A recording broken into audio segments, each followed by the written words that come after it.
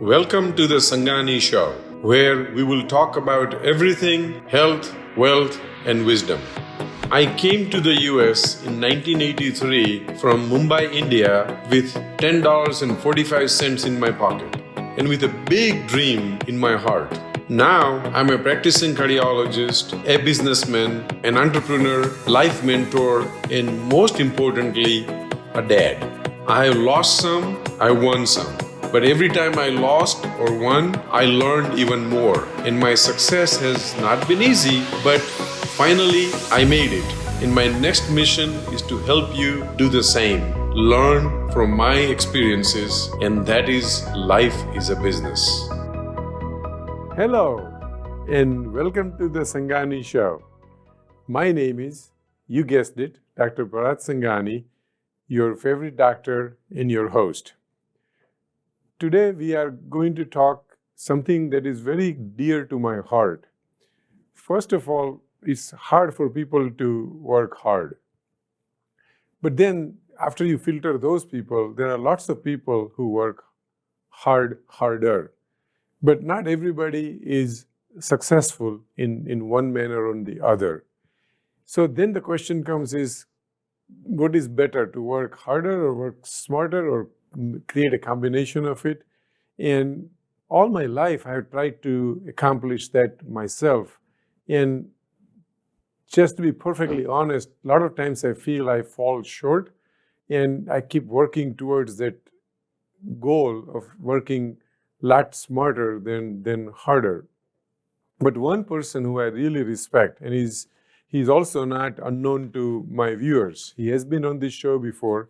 He's a very good friend of mine. We have done several businesses, etc., together. We share our ideology, very close to each other's heart.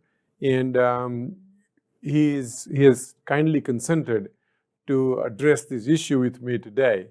And just to give you a little background so you understand what he has accomplished and how smarter he must have worked to get here. So Mr. Richard Wilson, as you know, he's been known to us. He's our guest today. He's a third generation Eagle Scout. The Eagle Scout fans would love that. Husband, father of three. He lives in Scottsdale, Arizona, against my wishes. I wanted him to move to Dallas, but he ended up in Scottsdale, but I have not given up on him yet. He is the CEO and founder of the Family Office Club, and you can look that up at familyoffices.com. The number one largest ultra-wealthy private investor club, which was started in 2007 with 24 employees, 4,000 plus active investors, 13 published books, and 6.1 million followers on the social media. Richard, through his VFO Solutions, that's how he knows his division, which is virtualfamilyoffices.com, helped and create and operate 200 plus family offices. So if you are a part of family offices, you're an investor, you're looking places to invest, this is the right place for you to visit, familyoffices.com, virtualfamilyoffices.com. And he's also a partner in the Motel to Apartment Conversions, LLC, where his team gets together and gets ugly motels into Class A apartment communities. And he's also very much involved in the fastest growing division focused on investing in medical practices called Medical Clinic Capital, and for a short term MCC. And he has equity stakes in 25 locations, doing $50 plus million a year in revenue. So as you can see, he has been all over, and it's amazing how he has accomplished all these things. And he still has time to run every morning. He's in a great shape. He stays in a great physical shape. He maintains his body weight, so etc. How to keep a balance is an art. So Richard, welcome to the show today. Yeah, thanks for having me here, Brad. It's great to see you again. Anytime. So let's just hit the nail right on the head. What is your definition of working smarter and not harder?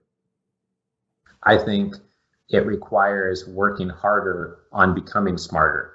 I think that some people miss that, right? Like if you're constantly getting smarter and smarter, then things happen more per minute of time put in. I think that's really critical. I also think being engaged in only things that are very exciting. Like if you work on boring things, you don't want to move very quickly. But when you're working only on exponential, exciting projects, which I know you can relate to because I've seen you work on many of them, then to other people, it looks like you're working so hard. But to yourself, you're excited. It's an adventure. You're curious. You're experimenting. You're learning. And that keeps everything moving very quickly. So you have to be passionate in what you're doing. Is that your starting point for working smarter? Am I hearing you right? Yes, and also if you could work with 10 clients, maybe only 4 or 5 of them are exciting to work on. Maybe out of 6 opportunities, only 1 or 2 of them are worth closing the deal or worth signing the JV agreement, right? So if you restrict your work to only the best of the best, kind of like 80-20 rule, it naturally makes you more passionate because you're not working on lame, mediocre things. You're only working on the most exciting top 1% opportunities. And I think I know the answer for the next question, but for more clarity for our viewers, what is the biggest misconception when it comes to working harder? People just say, I'll just keep working harder and harder to get someplace. And where is that disconnect? Sure. I mean, I think for me, a big turning point was going through Dan Sullivan's book called The Unique Ability 2.0 Workbook. And Dan Sullivan put together this book, and you self-examine yourself. You ask 7 business people around you to give you feedback on what your biggest strengths are. You take some psychology tests and tests about yourself and how you think. And then you really refine over and over again where you should be focusing your energy. When you focus your energy only on what Dan Sullivan would call is your unique ability, it means you're excellent at it and you're excited to do that work. Then all of a sudden it doesn't feel hard anymore. And you get so many results from every hour of work you put in that now it's not as painful to work, right? It's not painful. It's not a drudgery. You're only working in the types of things you love to do. And every time you work on it, you get great results, or most of the time at least. So that's been kind of the change for me, and that kind of the change of perception of that. Cool. I think that makes sense. Do you also feel that to act smarter, you should not be married to only one scenario? Let's say you're doing a business, or you're doing some kind of planning of how you're going to spend the rest of the year. Should there be alternate scenarios be ready, so you're not ever stressed that one thing doesn't work out, then you don't know what else to do next, and then that makes you even smarter? What do you think about that?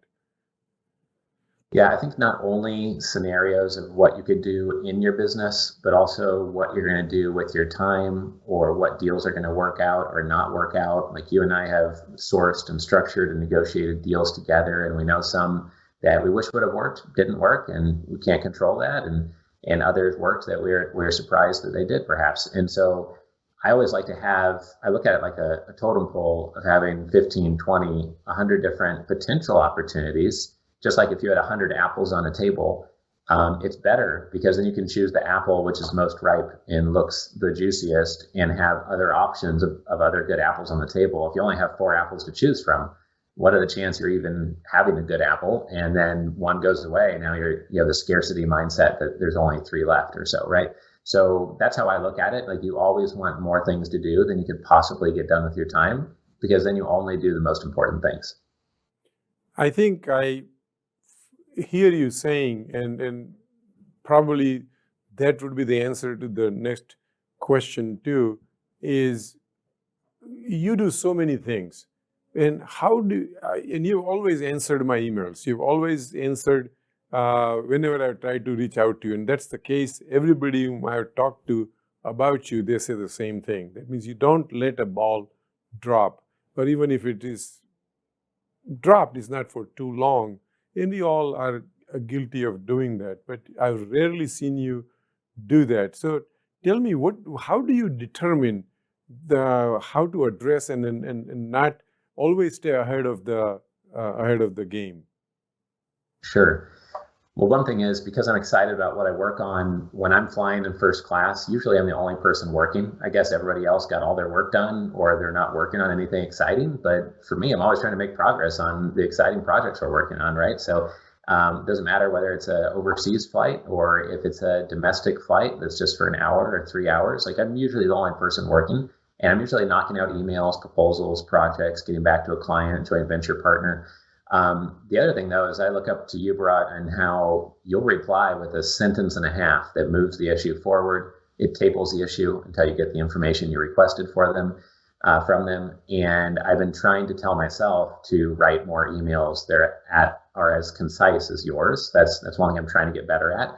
But I am, wicked fast, as they'd say in Boston, at typing. So I can type out an email that would take an hour to say on the phone in just 5 minutes, and that saves me a lot of time.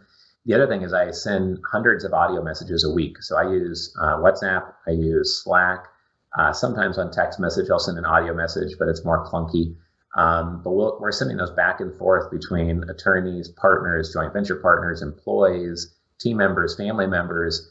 And by the time my competition schedules a phone call, finds a calendar time through a Calendly link, goes back and forth on that, I've already traded the audio message and cut right to the issue, and we solved it in real time. And I can be way more thoughtful. If you sent me an audio message today, Dr. Sangani, and you asked me about feedback on the structure of a deal or feedback on something else, I could think about it for a full 2 minutes and give you an answer that's exponentially smarter than having to reply in real time on the phone. I'm not that smart on an interview like this, but if you give me a couple minutes for each reply, I can sound pretty dang smart compared to the other Richard shooting from the hip. No, I've seen you using the audio messages very efficiently, and I'm also learning the same thing from you. And I think you use all this media to your advantage and stay on the top of the game. So for our listeners, it's very important that if you want to run a successful business, excuses don't have the same impact as success itself. So to get that, you have to be responsive and you have to take care of people's needs. And we have seen that Richard truly has developed an ability to do that. I know, Richard, I know exactly what you do and how you do, etc. But we have lots of viewers, and right now our monthly subscription has gone above 100,000 people to look at our newsletter, etc. Can we just take, and I know you're not looking for more work, but can we just take a minute or so, tell people who should be looking out for your services and how can you help them? Sure. So the name of the investor club I run is called the Family Office Club, and our main website is familyoffices.com. On that website, we have a free book on family offices. We have 10 live events per year. Next week, actually, we're having depending on when you listen to this, we have a 1,000-person event. Every quarter, we have a 600 to 1,000-person event with about 100 speakers on stage. And we have a healthy investor club community. So if you want to get access to our free books and resources, check out familyoffices.com or investorclub.com. The other two things we do that are exciting is we work with doctors and dentists who have sold their business or anyone who's sold their company, help them set up a sophisticated family office structure, whether they need part of that help or just upgrading a wealth advisor or sourcing transactions. And then the fastest growing part of our business is medical clinic capital, or investing into multi-location, profitable medical and dental locations. So we do several things, but the way to look at our business is we have an investor club, and the smartest investors that we know, including yourself, Dr. Sangani, they focus on 1 or 2, maybe 3 niches at most. So we have an investor club, and the only niche we focus on investing in operating business-wise is medical and dental practices. So in our mind, it's very simple. To other people, it's multiple things going on at once, but it's really an investor club community. And then we've chosen to focus just in a couple of niches as a shoot off from it. No, that concise representation would help our viewers a lot. Viewers, just like you go visit www.bharatsangani.com for any mentorship questions you may have or some of my thoughts and ideas. Similarly, I promise you, if you visit familyoffices.com, you will not be disappointed. You will definitely come back home with a nugget that you can use it for a long, long period of time. Just to not keep the entire our discussion serious and kind of a preaching environment, let's just bring some interesting aspect to it. Tell Richard one of your deals or one of the things that you had a significant challenges and you just never thought you'll be able to achieve success in that, and then what happened after that. Just humor us with one of your experiences in life.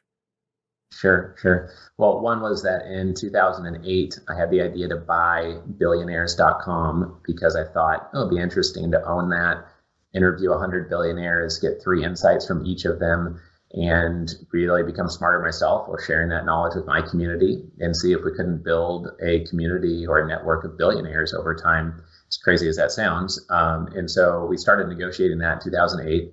They ignored me. They finally engaged, told me to go away. I followed up every 3